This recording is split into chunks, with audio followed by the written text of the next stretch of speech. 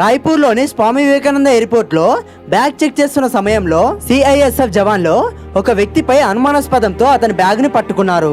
So ఆ bag ను open చేసిన వెంటనే అందులో మొత్తం ఫ్లూట్సే ఉన్నాయి. అది చూసిన సిఐఎస్ఎఫ్ జవాన్లు ఒక్కసారిగా షాక్ అయిపోయారు. ఆ తర్వాత సిఐఎస్ఎఫ్ జవాన్లు వెంటనే అతన్ని అదుపులోకి తీసుకొని నీకు ఇది వాయించడం వచ్చా రాదా అని గట్టిగా ప్రశ్నించారు. అప్పుడు ఈ వ్యక్తి చేసిన పని చూస్తే మీరు కూడా షాక్ అయిపోతారు.